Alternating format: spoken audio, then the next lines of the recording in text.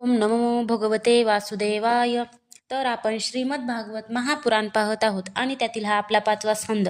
5व्या स्कंदातील अध्याय 20व्या अध्यायामध्ये आपण अन्य 6 द्वीपे आणि लोकालोक पर्वताचे वर्णन पाहणार आहोत. श्री सुकाचार्य म्हणाले, आता प्रमाण, लक्षण आणि स्थितीनुसार प्लक्षादी अन्य द्वीपांच्या वर्ष विभागाचे वर्णन करतो.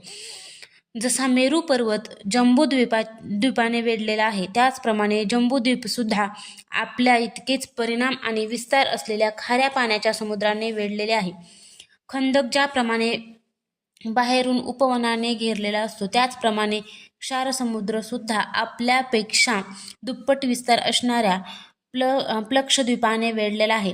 जम्बूद्वीपामध्ये जेवढा मोठा जांभूळ वृक्ष आहे, तेवढाच विस्तार येथे सुवर्णमय प्लक्ष वृक्षांचा आहे. म्हणूनच याचे नाव द्वीप असे पडले आहे. येथे 7 जिन्हा असणारे अग्निदेव राहतात. या द्वीपाचा अधिपती प्रियव्रत पुत्र इदमजिन्ह होता. त्यानेच याचे 7 वर्षात विभाग केले आणि ते विभाग त्या वर्षाप्रमाणेच नावे असलेल्या आपल्या पुत्राकडे सोपविले आणि स्वतः अध्यात्म योगाचा आश्रय घेऊन विरक्त झाला. शिव, यवस, सुभद्र, शांत, क्षेम, अमृत आणि अभय अशी या वर्षांची नावे होत. यात सुद्धा 7 पर्वत आणि 7 नद्याच प्रसिद्ध आहेत. तेथे मणिकूट, वज्रकूट, इंद्रसेन, ज्योतिष्मान, सुपर्ण, हिरण्यष्ठिव आणि मेघमाल हे 7 मर्यादा पर्वत आहेत. तसेच अरुणा, नृम्ना, अंगिरशी, सावित्री, सुप्रभाता, ऋतुंभरा आणि सत्यंभरा या 7 महानद्या आहेत. तेथे हंस, पतंग, ऊर्ध्वायन आणि सत्यांग नावाचे 4 वर्ण आहेत. या नद्यांच्या पाण्यात स्नान केल्याने त्याचे रजोगुण तमोगुण क्षीण होत राहतात. त्याचे आयुष्य 1000 वर्षाचे असते. देवाप्रमाणेच हे दिसतात आणि त्यांना संतांनी सुद्धा त्यांच्याप्रमाणेच असतात. हे 3 वेदांच्या मंत्रांनी स्वर्गाचे द्वार असणाऱ्या 3 वेदस्वरूप भगवान सूर्याची आत्मरूपाने उपासना करतात. ते म्हणतात, तो सत्य आणि ऋत, वेद आणि शुभाशुभ फलांचा अधिष्ठाता आहे. त्या पुराण पुरुष विष्णू स्वरूप भगवान सूर्याला आम्ही शरण जातो. प्लक्ष इत्यादी 5 द्वीपांमध्ये सर्व माणसांना जन्मतच आयुष्य, इंद्रिय, मनोबल, इंद्रिय बल, शारीरिक बल, बुद्धी आणि पराक्रम सारख्याच प्रमाणात असतात. प्लक्षद्वीप आपल्या इतक्याच विस्ताराच्या ऊस रसाच्या समुद्राने वेढलेला आहे. त्याच्या पुढे त्याच्या दुप्पट विस्तार असलेले शाल्मली द्वीप आहे. ते तेवढ्याच विस्ताराच्या मध्याच्या सागराने वेढलेले आहे. प्लक्षद्वीपाच्या पाकर वृक्षासारखाच तेथे सावरीचा वृक्ष आहे. असे सांगतात की हाच वृक्ष आपल्या वेदमय पंखांनी भगवंताची स्तुती करणाऱ्या पक्षीराज भगवान गरुडाचे निवासस्थान आहे आणि तोच या द्वीपाचे नाव असल्याचे कारण आहे. या द्वीपाचा अधिपती प्रियव्रत पुत्र यज्ञबाहू होता.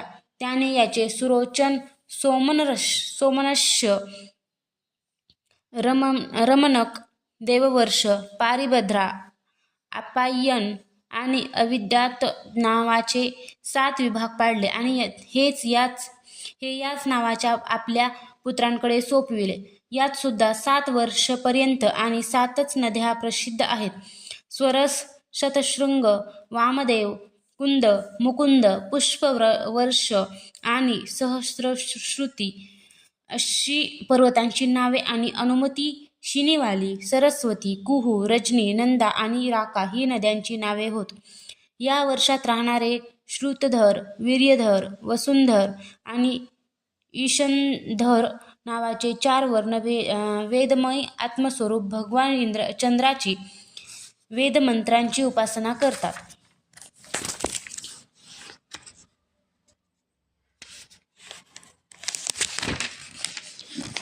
आणि म्हणतात, जो कृष्ण पक्ष आणि शुक्ल पक्षात आपल्या किरणांनी विभाग करून देव, पितर आणि सर्व प्राण्यांना अन्न देतो, तो चंद्र आमचा राजा असो. याचप्रमाणे मध्याच्या समुद्राच्या पुढे त्याच्या दुप्पट आकाराचे कुशद्वीप आहे. यापूर्वी वर्णन केलेल्या द्वीपांप्रमाणे हे सुद्धा आपल्या इतकाच विस्तार असणाऱ्या तुपाच्या समुद्राने घेरलेलं आहे. यात देवांनी लावलेले एक दर्भाचे झुडूप आहे. त्याच्यावरूनच या द्वीपाचे हे नाव पडले आहे. हे अग्नीप्रमाणे तेजस्वी असून आपल्या गवताच्या कांतीने सर्व दिशांना प्रकाशित करीत असते. राजन, या द्वीपाचा अधिपती प्रियव्रतपुत्र महाराज हिरण्यरेता होता. त्याने आपल्या द्वीपाचे 7 विभाग करून त्यांपैकी एक एक आपले 7 पुत्र वसु, वसुदान, दृढरुची, नाभिगुप्त, स्तुत्यव्रत, विविक्त आणि वामदेव यांना दिले आणि स्वतः तो तप करण्यासाठी निघून गेला. त्यांच्या वर्षात सीमा निश्चित करणारे 7 पर्वत आहेत आणि 7च नद्या आहेत. चक्र, चतुशृंग, कपिल, त्रिकूट, देवानिक, ऊर्ध्वरोमा आणि द्रविण ही पर्वतांची नावे होत. नद्यांची नावे अशी आहेत: रसकुल्या, मधुकुल्या, मित्रविंदा, श्रुतविंदा, देवगर्भा, घृतच्युता व मंत्रमाला. यांच्या जलामध्ये स्नान करून कुशद्वीपवासी कुशल, गोविंद, अभियुक्त आणि कुलक या वर्णांचे लोक अग्निस्वरूप भगवान हरींचे यज्ञादी उत्तम कर्मांनी पूजन करतात. तसेच याप्रमाणे स्तुती करतात: हे अग्ने, आपण परब्रह्माला साक्षात हवी पोहोचविणारे आहात, म्हणून भगवंताच्या अंगभूत देवतांच्या यज्ञाने आपण त्या परमपुरुषाचे सुद्धा यजन करावे. तसेच घृत समुद्राच्या बाहेर त्याच्या दुप्पट आकाराचे क्रौंचद्वीप आहे. ज्याप्रमाणे कुशद्वीप तुपाच्या समुद्राने वेढलेले आहे, त्याप्रमाणेच हे आपल्या इतकाच विस्तार असणाऱ्या दुधाच्या समुद्राने वेढलेले आहे. येथे क्रौंच नावाचा एक मोठा पर्वत आहे. त्याच्यावरूनच याचे नाव क्रौंचद्वीप असे पडले आहे. पूर्वी श्री स्वामी कार्तिकेयांच्या शस्त्रप्रहाराने याचा मध्यभाग आणि झाडे, वेली इत्यादी उद्ध्वस्त झाल्या होत्या. परंतु क्षीरसमुद्राचे सिंचन झाल्यामुळे आणि वरुणाने यांचे रक्षण केल्यामुळे हा पर्वत निर्भय झाला. या द्वीपांचा अधिपती प्रियव्रतपुत्र घृतपृष्ठ होता.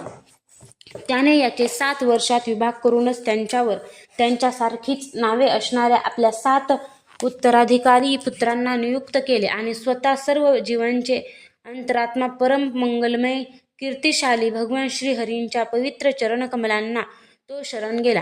घृतपृष्ठाचे आम, मधुरुह, मेघपृष्ठ, सुधामा, भ्राजिष्ठ, लोहितार्थ आणि वनस्पती या नावांचे 7 पुत्र होते.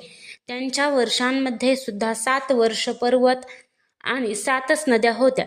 त्या पर्वतांची नावे शुक्ल, वर्धमान, भोजन, उपबरहीन, नंदन आणि सर्वतोभद्र अशी आहेत आणि नद्यांची नावे अभया, अमृतोघा, आर्यका, तीर्थवती, वृत्तिरूपवती, पवित्रवती आणि शुक्ला ही होत. यांच्या पवित्र आणि निर्मल जलाचे सेवन करणारे तेथील पुरुष ऋषभ, द्रविण आणि देवक नावाचे 4 वर्णांचे निवासी पाण्याने भरलेल्या उंजळींनी अर्घ्य देऊन जलदेवतेची उपासना करतात आणि म्हणतात: हे जलदेवते, तुला परमात्म्यापासून सामर्थ्य प्राप्त झाले आहे. भू, भव आणि स्व अशा 3 लोकांना तू पवित्र करतेस, कारण तू स्वरूपातच पापांचा नाश करणारी आहेस. आम्ही आमच्या शरीराने तुला स्पर्श करतो, तू आमचे अंग पवित्र कर. याचप्रमाणे क्षीरसमुद्राच्या पुढे त्याच्या 4ही बाजूंनी 32 लाख योजने विस्तार असलेले शाकद्वीप आहे. ते यांच्या एवढाच विस्तार असलेल्या ताकाच्या समुद्राने वेढलेले आहे. यामध्ये शाक नावाचा एक मोठा वृक्ष आहे, त्यामुळेच याचे ते नाव पडले आहे. त्याच्या अत्यंत मनोहर सुगंधाने सारे द्वीप दरवळलेले असते. मेधातिथी नावाचा त्याचा अधिपती हा सुद्धा राजा प्रियव्रताचाच पुत्र होता. त्याने सुद्धा आपल्या द्वीपाची 7 भागात विभागणी केली आणि त्यांना आपल्या मुलांसारखीच नावे ठेवली आणि त्यांच्यावर आपले पुत्र पुरोजव, मनोजव आणि पवमान, धूम्रानिक, चित्ररेफ, बहुरूप आणि विश्वधार यांची अधिपती म्हणून नियुक्ती करून स्वतः भगवान अनंतांमध्ये एकाग्रचित्त करून तो तपोवनात निघून गेला. या वर्षांमध्ये सुद्धा 7 मर्यादा पर्वत आणि 7 नद्याच आहेत. पर्वतांची नावे ईशान, उरुशृंग, बलभद्र, शतकेश्वर, सहस्रोस्त्र, देवपाल आणि महानस अशी आहेत. आणि नद्यांची अनघा, आयुर्दा, उभयस्पृशी, अपराजिता, पंचपदी, सहस्रश्रुती आणि निजधृती अशी आहेत.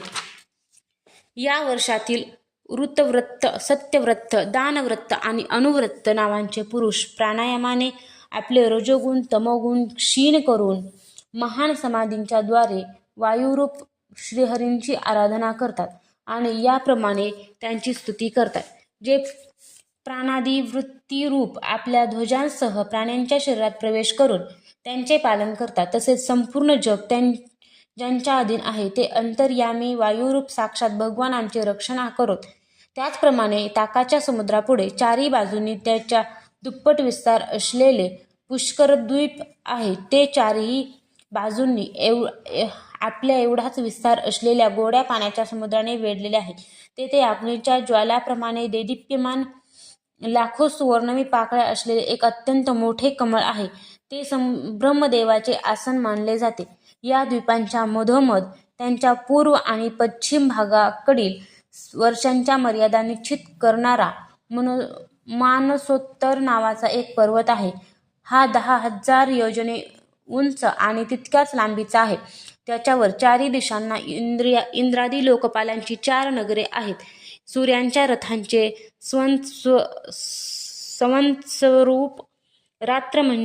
संवत्सरूप चाक या मेरू पर्वताच्या चारी बाजूंनी देवांचा दिवस आणि रात्र म्हणजेच उत्तरायण आणि दक्षिणायन या क्रमाने नेहमी फिरत असते.